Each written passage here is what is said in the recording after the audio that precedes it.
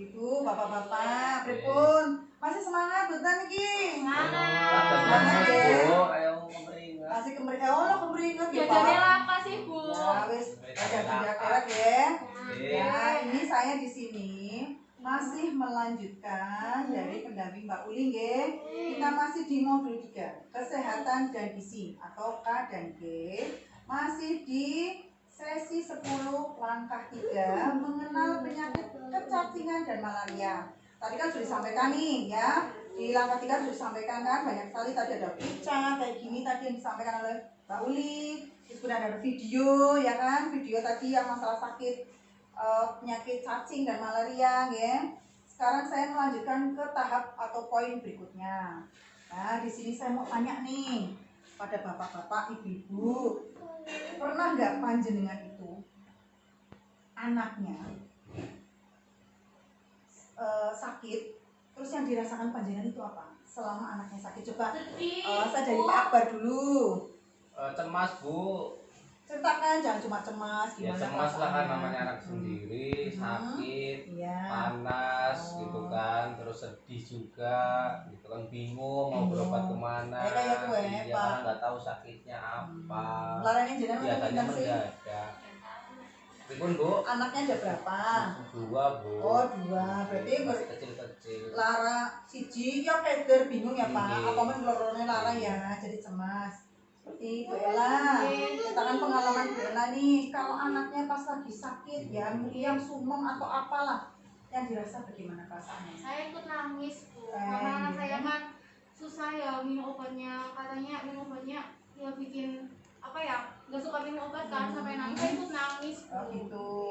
Terus kalau Pak Alif, sama Bu dari Jadi doang dukun. pengurak tapi kan nyata Pak, jenengan nangis, jenengan sedih ya, cemas, digawa berobat mboten nang puskesmas. Lah duitnya bela apa tuh berobat priben. Lah, panjenengan itu punya kis ndak? Boten ngertos nopo sih kis, Bu. Kis niku sing kartu cilik kae sing nggo berobat sing pemerintah, Kartu Indonesia Sehat. Oh. Sampe duwe oh ya.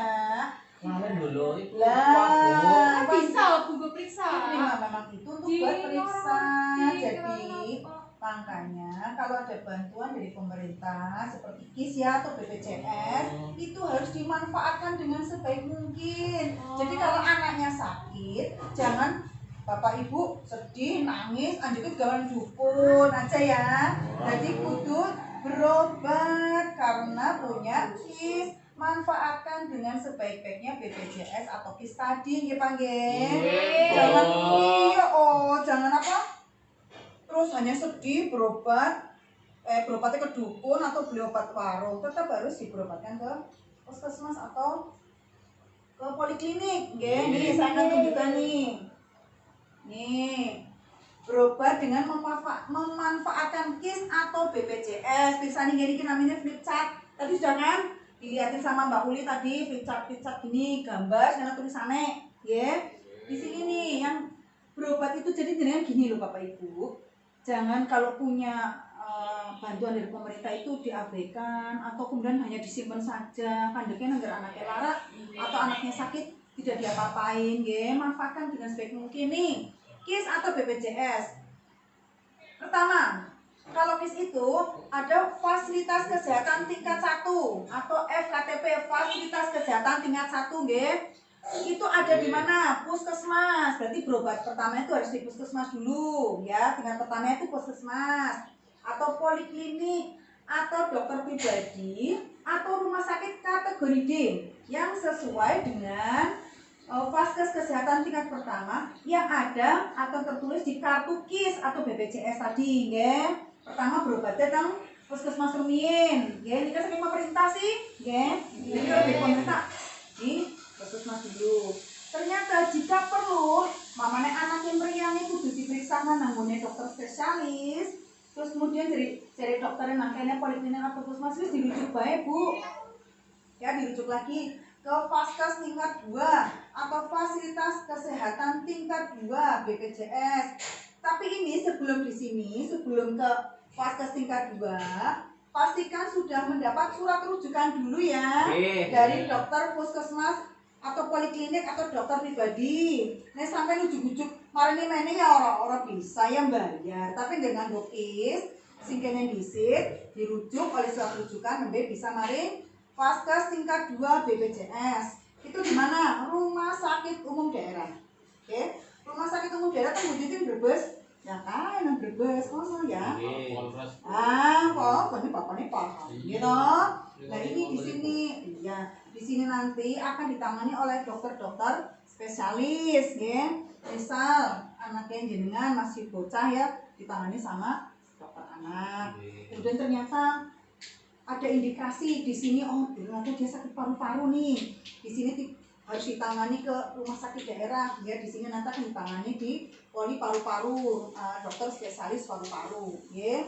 Ternyata di sini harus dirujuk lagi yang lebih ke rumah sakit yang lebih tinggi lagi. Berarti ke fasilitas kesehatan tingkat 3 BPJS. Oke. Di mana ini kalau di sini tulisannya itu RSCM Rumah Sakit Cipto Mangunkusumo atau RSUPN. Oh, ini nang Jakarta. Iya, pusat. Kalau di Jawa Tengah itu di Karyadi. Nah, betul ya, pinter Bapak nggih. Ini biasanya sih nggak sengaja bisa nangani dirujuk ke sini. Tetap dipastikan dulu harus mendapatkan surat rujukan dari dokter RSUD.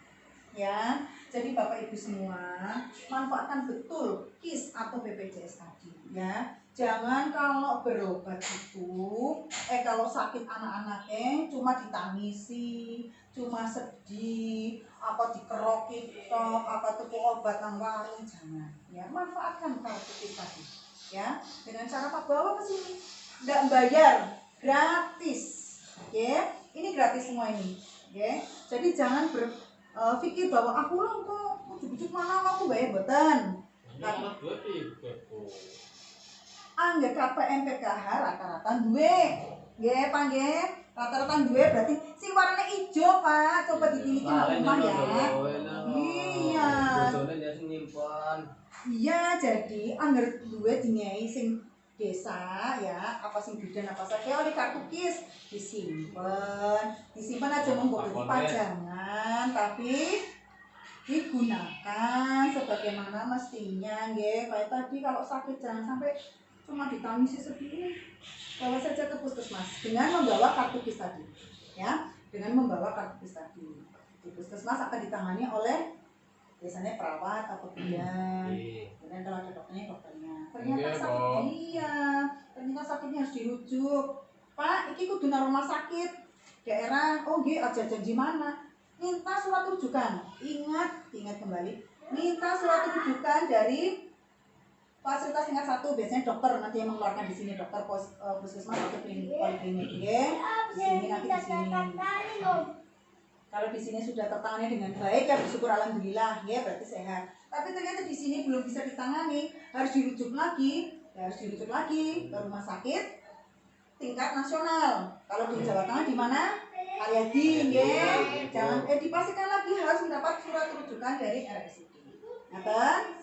Jadi ibu-ibu bapak-bapak, penting sekali kita kalau dapat bantuan dari pemerintah, apalagi itu berupa KIS, ya, dimanfaatkan betul. Tujuan pemerintah untuk apa? Biar kita sehat, mendapatkan pelayanan kesehatan dengan sebaik mungkin, ya. Kalau kita sehat kan keuangan keluarga juga lancar, ya. Anak-anak juga menjadi pintar, ya.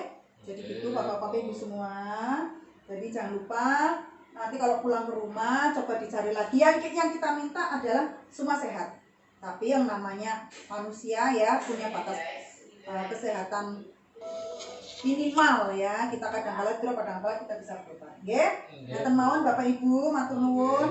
Saya apresiasi betul panjenengan jam segini masih menyempatkan datang, masih bertahan duduk ngantuk-ngantuk boyoken nggih. Tapi saya cuma jempol panjenengan semua nggih. Saya cukup sekian, nanti bisa dilanjut oleh pendamping selanjutnya. Semoga panjenengan semua diparingi sehat dan waras. Nggih. Matur nuwun untuk semua. Tepuk tangan untuk Bapak Ibu semua yang di sini. Matur nuwun.